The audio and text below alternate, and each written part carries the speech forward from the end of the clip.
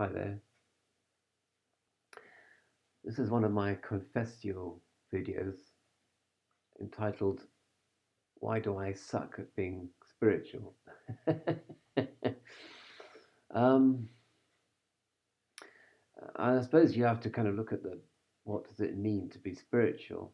Um, and here I have somewhat of a little working definition of what it means to be spiritual, which is basically to spontaneously remember and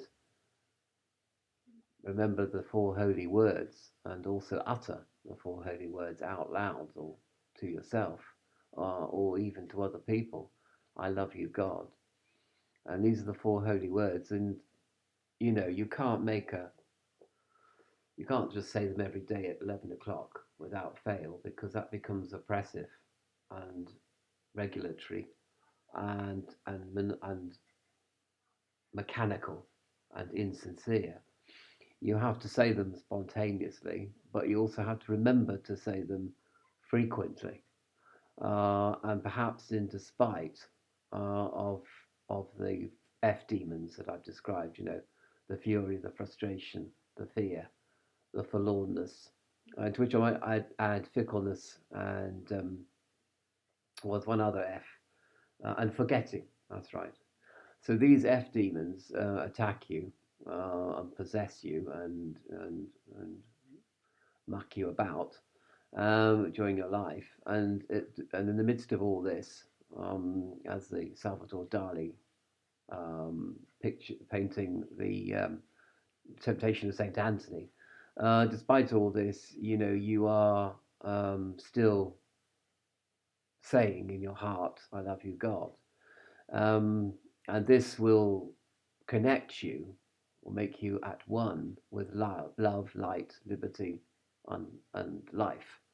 um, which is a bit of a contradiction in Egypt because life um, is associated with the lower worlds, with the world of the Demiurge, as indeed is light, and even love, and possibly even liberty, because you can be at liberty to become completely materialistic and obsessional, which is in fact the problem with me. Is I'm incredibly materialistic, incredibly obsessional, full of desires and full of I wants, and the clever little way of saying I need this when in fact I don't need it. I just want it, and I want to buy things because it makes me feel more relaxed about life. So I'm really into retail therapy, and download addiction, and getting stuff for free, and so on and so forth, and pretty well dispersed. So I forget all the time to contemplate the here and now and to utter the sacred words and the four holy words and to look at myself and to understand myself. I forget to do all these things because I want things, and I live in a material world. Um, I'm a material girl in a material world, sort of thing, as Madonna sings, um, and this brings me on to Bhishma's famous parable of the condition of the human, which is that Bhishma makes this famous speech as he's dying, or as he's on his way to the waiting for the winter solstice, in which he would choose to die. He's lying on a bed of arrows with loads of arrows in his body, which will not kill him until he decides to die. And he's been given this. The gods have given him this boon of choosing his death as a result of his lifelong celibacy, um, and devotion to the celibate existence, which is also quite interesting because, I mean, as well as being materialistic and obsessional, of course, I've got quite a high libido, and I'm always falling in love with people, and hero worshipping, which isn't healthy either. So in a way, I tried celibacy for a long time in my life, and I was a complete hypocrite because I was just burning inside, as Paul said, and so I had to, in a way. Well, I'm glad I got married in the end, but then also, you get married, and 5 years into the marriage, you basically get so sexually greedy that your mind becomes full of impossible desires and fantasies and obsessions with people and all sorts of crazy stuff. Even if you don't commit adultery, you have adulterous thoughts and you commit adultery in your heart over and over and over again. And because I'm not a Catholic, I've got no one to confess to, and I just have to kind of like make do, kind of like cope with all this myself. So the human condition, well, me and you and everybody, we're falling, or we have fallen into a pit. And this pit it represents the various many complex interlacing worlds of the Demiurge. And at the bottom of this pit is a great serpent rising up to eat us.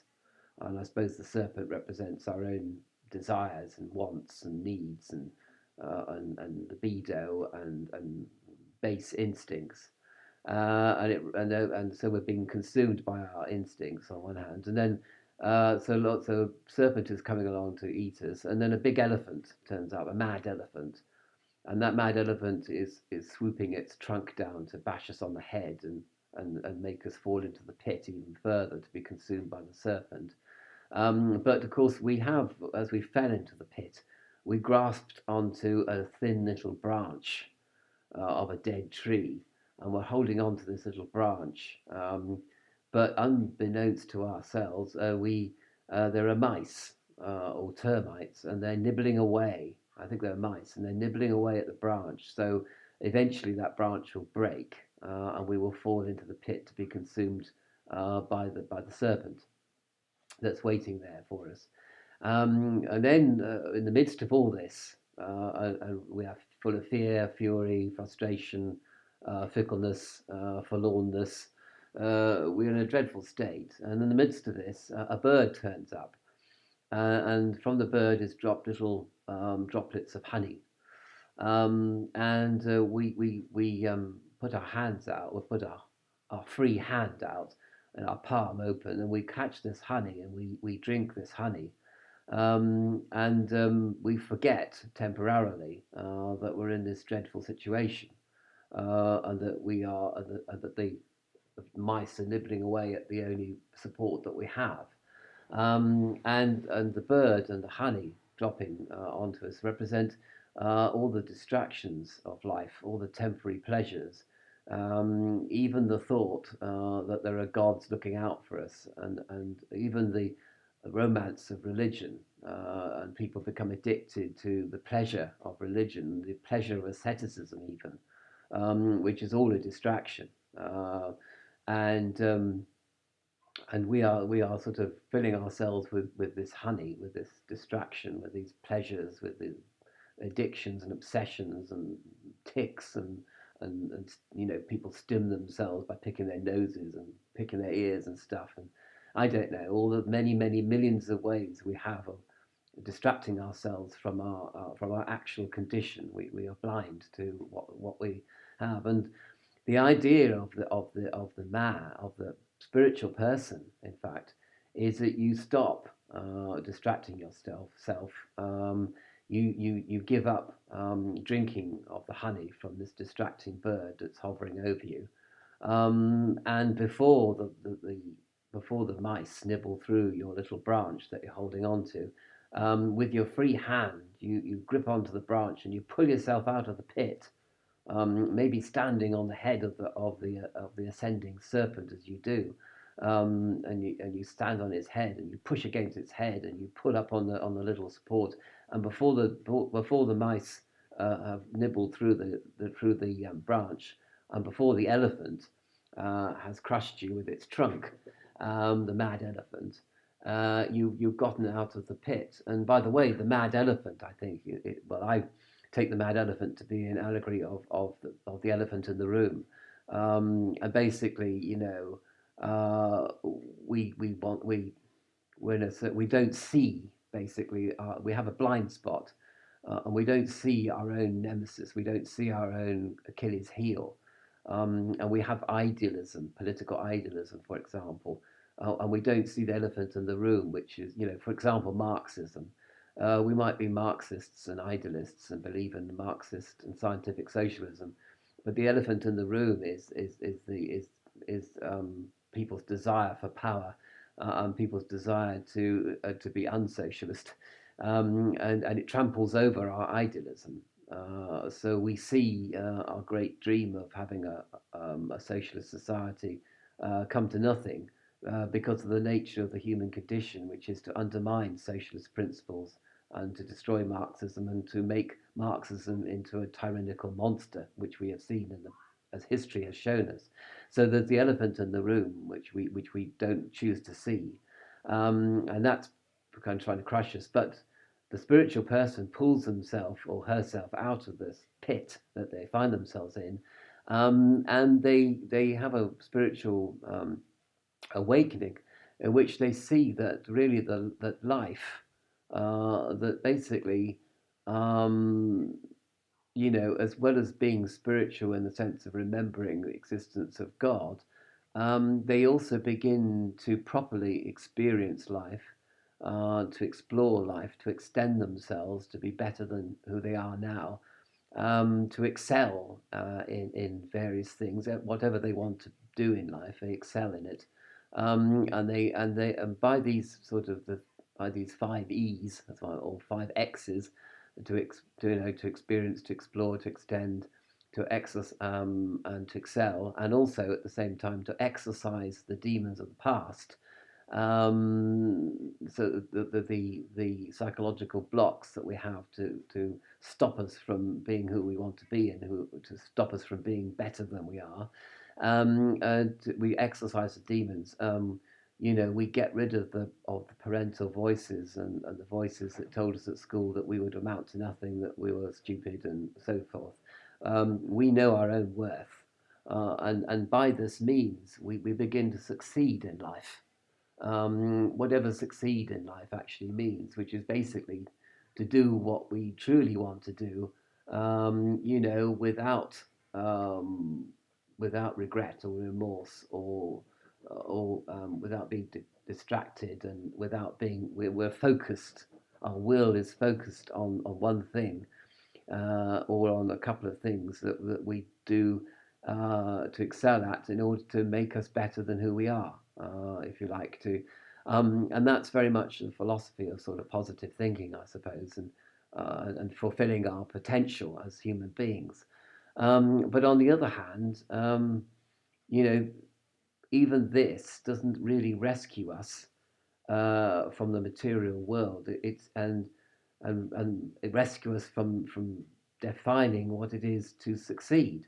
And it could be that we find that even after we've explored and experienced and extended ourselves, and exceeded in something and exercised our demons, our childhood demons, we're still in the material world. We're still in the worlds of the Demiurge. We're still actually just going to fall into another pit, and we can't become gods. The romantic idea that man is God and we are gods in potential, and that we are all going to seize control of our destinies, and the American dream, as it were. That's just another pit that we're going to fall into, and another serpent lies at its base, our base instincts. Another elephant in the room is going to appear, which we don't want to see, which is going to destroy our plans anyway. And we're grabbing hold of another little slender branch, which is being nibbled away at by mice, which presumably symbolize all the things that we don't see, all the bad luck things that are coming our way, or just the forces of the universe that we don't see, that are destroying us. So we see stuff and we fear it, but there's also a load of stuff which we don't see. Basically, we don't see what we should see, and we see we see things that actually are pointless, about which we can do nothing, but we don't do anything about the things that we ought to. It's sort of like, Paul's thing about it's the good that we would that we do not, and the evil that we would not that we do. And that's basically what the mice represent to me, really, and the mad elephant and the serpent. So basically, we're sort of going a circle. Um, and when we look at the demiurge, we look at the sphere of the demiurge. What is this sphere of the demiurge? It's simply the second law of thermodynamics, which means that we are in a closed system, and energy is neither created nor destroyed. It merely changes its form. That's the definition of the second law of thermodynamics. And basically, we're just in a flow of energy, flowing from one form to the next. And we're in a big sort of washing machine. We're just going round and round and round and round in a big circle. Perhaps we're reincarnating, I don't know. But at any rate, energy is just passing through us. Where ships passing by each other in the night, sort of thing. And it's all meaningless and hopeless. And we sort of go into a Camus and existentialism at this point, and everything is meaningless and hope, and there is no point to anything. Everything is pointless, and because it is pointless in this world of the demiurge. There is no. It's just going round and round in a circle, a never-ending circle. Although perhaps some people say it's actually spiraling in on itself, imploding in itself, and eventually will come to nothing. Um, so we're left what to do. We suck at being spiritual. Well, I suck at being spiritual. And I think the only thing to do is to return to my original definition of being spiritual, which is the four holy words: "I love you, God." Everything, the truth, the Dharma, the sort of packet of truth, the conclusion of everything that life has shown one, is that you lead a contemplative life, and you look at yourself, and you look at all the forces within yourself that are undermining your spiritual journey, and your spiritual awareness of soul, and you look at these, and then you just go into a soul awareness, through God awareness, through the four holy words. And this you have to remember to do it frequently, but not in a mechanical, insincere way, in a spontaneous, sort of uplifting kind of, your sort of soul spirals up into the stratosphere with the four holy words. But you know that it's only going to be temporary. Of course, everything in this lower world is just temporary. Even the thought of God is a temporary thought, in this particular world of the demiurge. And you just have a sort of sudden like that, and it's like a click of the fingers, and it doesn't last. But in that sort of, like in that instant, you experience love, and you experience God, and you experience soul, and you remember to do it, and in the remembrance of doing this, of this soul awareness, you're able to make the best of all possible worlds within the demiurge, and to return to the symbol of Gnosticism, which is this kind of U shape, where soul comes down to the lower world, trapped in the lower worlds, and goes back up again. When we're in the sphere of the lower world, we're in the sort of the base of this sort of U shape. We have to make the best of our life. We have to make the best of prison life, remembering always that there is infinite God, and infinite love, and infinite compassion, and infinite energy, and infinite, one might say, spiritualized matter, and that's the paradise to which we are returning. And I must say that if you don't make the best of life, if you fall into the pit and you succumb to the serpent, what's going to happen, in fact, is you are going to, your soul has come down to here, and basically you're just going to go like that. You're just going to double back on yourself, and in fact, you're going to spiral round, and you're going to sort of go into a spiral, going round and round and round in the sort of, tortured and tied to the wheel, of the universe, of the Demiurge's universe and its second law of thermodynamics, and you're just going to, you're not going to find your way back. So the idea of the spiritual life is to prepare yourself for what is your birthright, which is to return, which is to escape the captivity, which of course, the captivity of the Jews by the Egyptians and by the Assyrians and Babylonians. I mean, that's an allegory, really, of the soul being captured by demonic forces, by the demiurges, forces and agencies. But the Jews find the promised land in the end, and led by then they're led out of captivity by Moses, for example, from the Egyptians. And this is sort of symbolic, really, of our return to paradise. We do find the land overflowing with milk and honey in the end.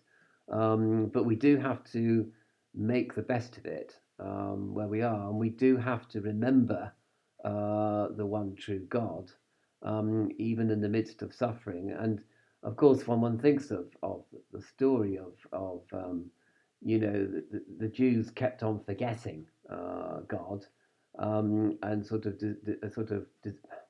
kind of degrading into the kind of paganism which is placating the demiurge, and worshipping the sacred the golden calf and all that, and that's kind of like what we do, what I do.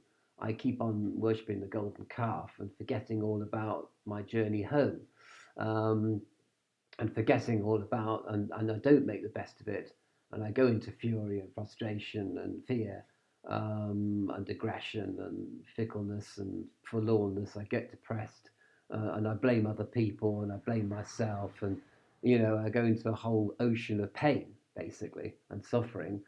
Some of it's caused by other people, some of it's caused by myself, some of it's caused by just simple bad luck, by being in the wrong place at the wrong time, which is how the demiurge has fixed it all.